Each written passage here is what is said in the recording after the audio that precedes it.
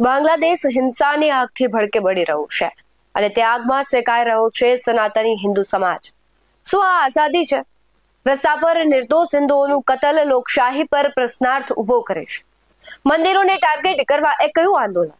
આજે બાંગ્લાદેશમાં જે થઈ રહ્યું છે તે માત્ર સત્તા પરિવર્તન નથી, પણ સનાતન ધર્મ સામેનું એક સુનિયોજિત ષડયંત્ર હોય તેવી ચર્ચાઓ થઈ રહી છે। બાંગ્લાદેશ આજે રક્ત રંજિત બન્યું છે। લોકશાહીના નામે શરૂ થયેલું પ્રદર્શન હવે રસ્તા ઉપર લોહી વહાવી રહ્યું છે। બાંગ્લાદેશમાં સત્તા પરિવર્તન તો થયું, પણ શાંતિ ક્યાં?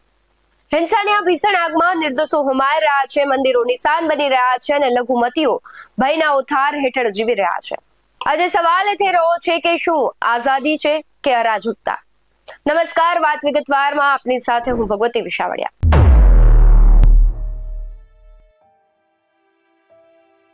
ઘરો સળગાવવામાં આવ્યા, વેપાર ધંધા લૂંટવામાં આવ્યા અને હવે કટ્ટરપંથીઓ જાન લઈ રહ્યા છે। બાંગ્લાદેશના ખૂણે ખૂણેથી હિન્દુઓનો કરુણ આક્રંદ સંભળાઈ રહ્યો છે। ત્યારે સવાલ એ થઈ રહ્યો છે કે સૌ કોઈ કેમ મૌન છે? મોટા મોટા માનવ અધિકાર સંગઠનો અત્યારે ક્યાં છે? જ્યારે ગાઝા માટે આંસુ સારનારાઓ આજે બાંગ્લાદેશના હિન્દુઓ પર થતા જે અત્યાચારો છે તે વખતે કેમ મૌન સેવીને બેઠા છે? શું હિન્દુઓનું લોહી લોહી નથી હોતું? જે બાંગ્લાદેશ ઉગતું અર્થતંત્ર ગણાતું તે આજે રાખના ઢગલામાં ફેરવાઈ ગયું। પ્રદર્શનકારીઓના હાથમાં હવે લોકશાહીના પ્લેકાર્ડ્સ નથી, પણ હથિયારો છે। અને સૌથી વધુ ચિંતાજનક બાબત તો એ છે કે આ હિંસાની આડમાં કટ્ટરપંથીઓ જે તત્વો છે એ બધા જ સક્રિય થયા છે। હિન્દુ પરિવારો પર થઈ રહેલા હુમલાઓએ માનવતાને શરમાવી દીધી છે। ભારત સરકાર પણ આ સ્થિતિ પર ચાંપતી નજર તો રાખી રહી છે। સીમા સુરક્ષા દળ એટલે કે BSF ને એલર્ટ કરવામાં આવ્યું છે, પણ સતત સવાલો એ ઉઠી રહ્યા છે કે શું આ કોઈ આયોજિત ષડયંત્ર છે? શું બાંગ્લાદેશને જાણી જોઈને અસ્થિરતાની ખાઈમાં ધકેલવામાં આવી રહ્યું છે કે કેમ?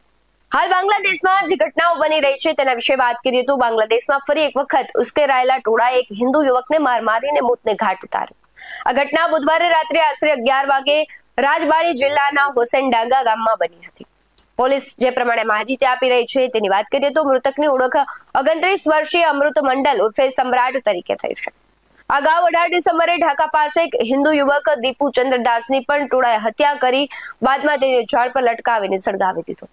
પોલીસના જણાવ્યા અનુસાર અમૃત મંડલ પર ખંડણી માંગવાનો આરોપ લગાવીને ટોળાએ તેને મોતને ઘાટ ઉતાર્યો હતો। મૃતક હોસેનડાંગા નામનો જ રહેવાસી છે અને આ કેસમાં પોલીસે અમૃતના સાથી મોહમ્મદ સલીમની ધરપકડ કરી છે। તેની પાસેથી 2 હથિયારો પણ કબજે કર્યા।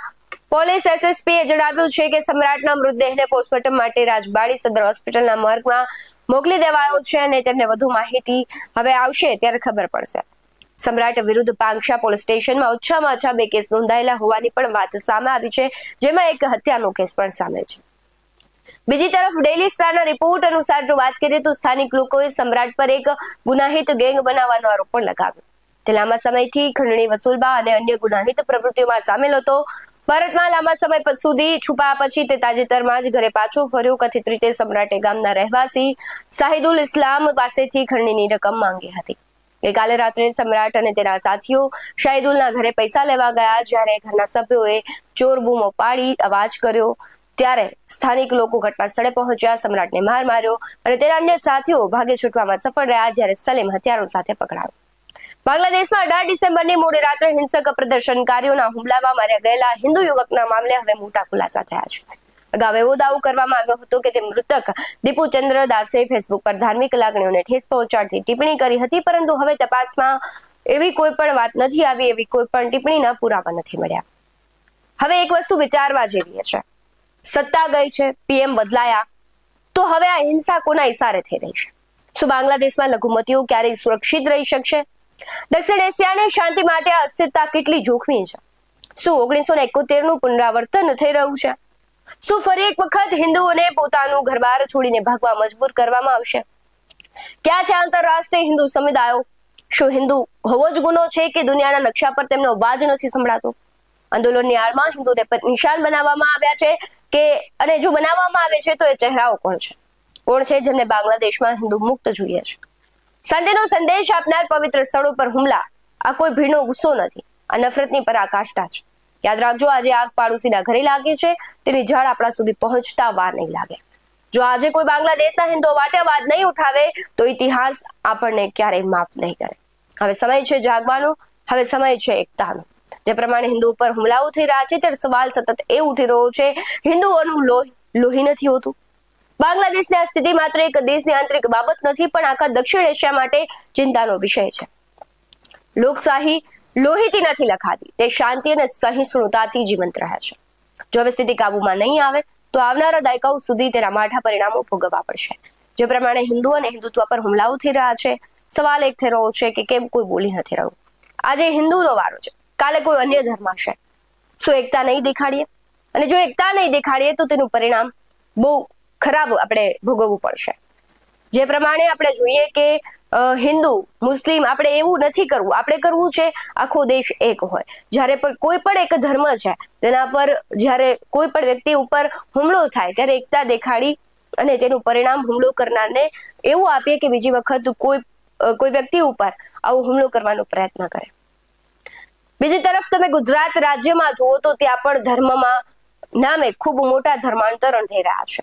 ગુજરાત જેની ઓળખ તેની સંસ્કૃતિ અને સનાતન પરંપરા છે, પણ આ શાંતિપ્રિય રાજ્યના અંતરિયાળ ગામડાઓમાં અત્યારે એક એવો કાળો કારોબાર ચાલી રહ્યો છે જે આપણી સંસ્કૃતિના પાયા હચમચાવી રહ્યો છે. આ ખેલ છે ધર્માંતરણનો. સેવાના નામે ચાલતી આ એક એવી દુકાન છે જ્યાં શ્રદ્ધાનો સોદો થાય છે અને ગરીબીની લાચારીનો ફાયદો ઉઠાવવામાં આવે છે. ગુજરાતમાં ધર્માંતરણની પ્રવૃત્તિઓ મુખ્યત્વે એવા વિસ્તારોમાં વધુ જોવા મળે છે જ્યાં ભૌગોલિક સ્થિતિ વિષમ છે અથવા જ્યાં આર્થિક અને શૈક્ષણિક પછાતપણું વધારે છે. ખાસ કરીને જે આદિવાસી પટ્ટો છે, આર્થિક અને શૈક્ષણિક પછાતપણું ત્યાં વધારે છે, ત્યાં આવી બધી ઘટનાઓ અને ધર્માંતરણ છે તે ખૂબ મોટા પાયે થઈ રહ્યું છે. ડાંગ જિલ્લો જે ધર્માંતરણનો ગઢ મનાય છે અને આમ તો અંતરિયાળ જે ગામડાઓ છે ત્યાં પણ મોટા પાયે ધર્મ પરિવર્તનના કિસ્સાઓ આપણે વારંવાર જોતા હોય છે. તો બીજી તરફ મધ્ય ગુજરાતમાં પણ તાજેતરમાં જ કેટલાક મોટા કૌભાંડો બહાર આવ્યા હતા. ભરૂચના આમોદ તાલુકામાં પણ તાજેતરમાં ચર્ચાનો વિષય બન્યો હતો કે ધર્માંતરણ ખૂબ મોટા પાયે થઈ રહ્યું છે. એક સાથે અનેક પરિવારોના ધર્માંતરણનું નેટવર્ક પણ પકડાયું હતું. આર્થિક લાલચ આપીને ઇસ્લામ અથવા અન્ય ધર્મોમાં, ખ્રિસ્તી જેવા ધર્મોમાં ધર્માંતરણ કરાવવામાં મોટા રેકેટો છે તે કામ કરતા હોય છે અને ઘણી વખત એ પકડાઈ પણ જતા હોય છે.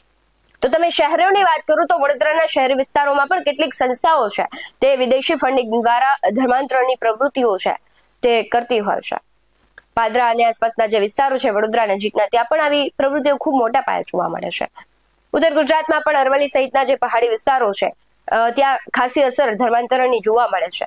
તો બીજી તરફ તમે રાજસ્થાનના આખી સરહદી પટ્ટાની વાત કરો કે જ્યાં સરહદી વિસ્તાર છે, આદિવાસીઓ રહે છે અને છેવાડાના વિસ્તારના જે લોકો છે ત્યાં સુધી પ્રાથમિક જરૂરિયાતો નથી પહોંચતી. ત્યાં ક્યાંક તેમને લાલચમાં ફોસલાવવામાં આવે છે અને આવી પ્રવૃત્તિઓ થતી હોય છે. અને તમે એ વસ્તુ વિચાર કરો કે ધર્માંતરણ કરાવવા માટે મુખ્ય 3 હથિયારોનો ઉપયોગ કરે છે. પહેલું છે કે ગરીબી. જે ગરીબ લોકો છે ત્યાં આસાનીથી તે ખાવાના ફાફા હોય તો તેને અનાજ અને પૈસાની લાલચ આપી અને ત્યાં ધર્માંતરણ કરાવવામાં આવે છે. બીજી તરફ જુઓ તો માંદગી. તમારી બીમારી કોઈ દવાથી નથી થઈ રહી, તમને કંઈ સારું નથી થઈ રહ્યું તો તમને ભગવાન મટાડશે અને આખી અંધશ્રદ્ધા ફેલાવવામાં આવે છે અને ત્યારબાદ છે ધર્માંતરણ લોકોનું કરાવવામાં આવે છે. અને સૌથી મહત્વનું છે શિક્ષણ. બાળકોને મફત ભણતરના બહાને નાનપણથી જ પોતાની સંસ્કૃતિથી દૂર કરી દેવામાં આવે છે અને ત્યારબાદ જે તે ધર્મમાં પરિવર્તન કરાવવું હોય તેની સંસ્કૃતિ શીખવાડવામાં આવે છે. ફંડિંગ દ્વારા તેને ભણતર આપવામાં આવે છે અને એ રીતે આખું ધર્માંતરણ થઈ રહ્યું છે. સેવાના નામે લોકો કરોડો રૂપિયાનું વિદેશી ફંડિંગ પાણીની જેમ તો વહેરાવી દે છે. તો સવાલ એ છે કે જો આ માત્ર સેવા જ છે તો પછી ધર્મ બદલવાની શરત કેમ આદિવાસીઓની મૂળ ઓળખ ભૂસવાનો પ્રયાસ થઈ રહ્યો છે? ગુજરાત સરકારે ધર્મ સ્વાતંત્ર્ય સુધારા વિધેયક દ્વારા લગામ તો કશી છે. પ્રલોભન, બળજબરી કે કપટથી થતું ધર્માંતરણ હવે ગંભીર ગુનો છે. પણ માત્ર કાયદો શું કરશે? જ્યાં સુધી આપણો સમાજ જાગૃત નહીં થાય ત્યાં સુધી આ કાળું કારોબાર ચાલતો જ રહેશે. સમય આવી ગયો છે જાગવાનો. મદદરૂપ જરૂર એકબીજાને થઈએ પણ મજબૂરીનો કોઈનો ફાયદો ન ઉઠાવે. તમારી શ્રદ્ધા વેચવા માટે નથી. યાદ રાખજો, જે પોતાનું મૂળ કાપી નાખે એ વૃક્ષ ક્યારેય જીવી શકતો નથી. ધર્માંતરણના મોહરાની ઓળખ જરૂર છે, કારણ કે જ્યાં સુધી જાગૃતિ નહીં લાવીએ ત્યાં સુધી આ પ્રયાસો થતા રહેશે. અને કહેવાય છે કે ઘણા એવા પ્રદેશો છે કે જ્યાં મોટા મોટા આવા કૌભાંડ ચાલે છે અને ઘણા લોકો, નિર્દોષ લોકો છે, એ ભોગ બને છે. હાલ વાત વિગતવારમાં આટલું જ. બાંગ્લાદેશમાં થયેલા હિન્દુ ઉપર હુમલા અને ગુજરાતમાં જે ધર્માંતરણ થઈ રહ્યા છે તેને લઈને તમારું શું માનવું છે કમેન્ટ બોક્સમાં જરૂરથી જણાવજો. બાકી આવા જ વધુ અહેવાલો સાથે ફરી મળતા રહીશું. તમે અમારી YouTube ચેનલને સબસ્ક્રાઇબ કરવાનો, અમને Facebook અને Instagram પર ફોલો કરવાનું ભૂલશો નહીં. બાકી અવનવી અપડેટ્સ મેળવવા માટે આપ જોતા રહો BS9 TV ન્યૂઝ. નમસ્કાર.